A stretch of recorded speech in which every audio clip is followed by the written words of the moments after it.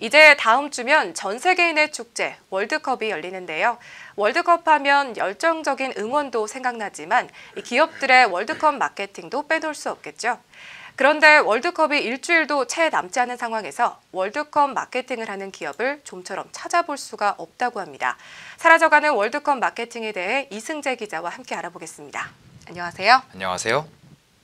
네, 이승재 기자. 요즘 월드컵 마케팅을 하는 기업이 없다고요? 네, 그렇습니다. 월드컵이 다가오면서 대형 텔레비전 판매는 늘었는데요. 그렇지만 굳이 월드컵 특수를 노려 마케팅 전략을 펼치는 기업은 찾아볼 수가 없습니다. 지난 월드컵과 비교해보면 차이가 극명하게 드러나는데요. 기업들이 한정판 제품을 만들어내고 각종 할인 행사를 펼치던 지난번과는 달리 이번에는 인증샷을 찍은 일부 고객에게 사인볼을 주거나 약간의 할인을 해주는 정도에 그칩니다.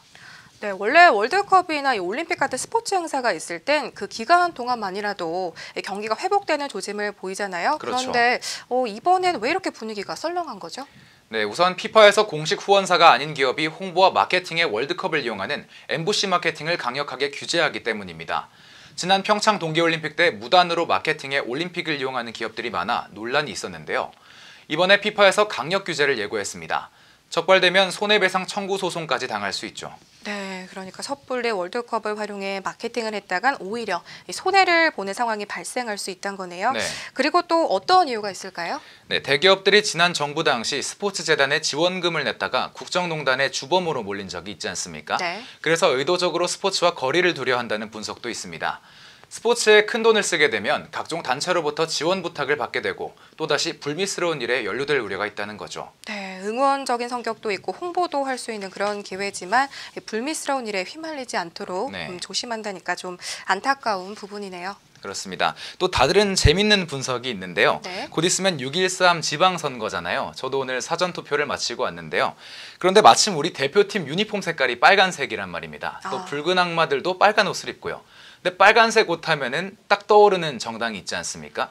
이렇게 빨간색이라는 게 특정 정당을 연상시킬 수 있다는 목소리가 나오고 있어서 기업들이 조심하고 있다고 합니다. 네, 빨간색 하면 떠오르는 정당이 있죠. 네. 네, 자칫하면 정치적인 활동으로 오해를 받을까 봐 조심하고 있다는 거군요. 그렇습니다. 이번 이유들은 다 앞서 일어난 사건이나 월드컵 직전에 있는 행사 때문인 것 같은데요. 그럼 이 다음 월드컵부터는 보다 활발한 마케팅을 볼 수 있을까요?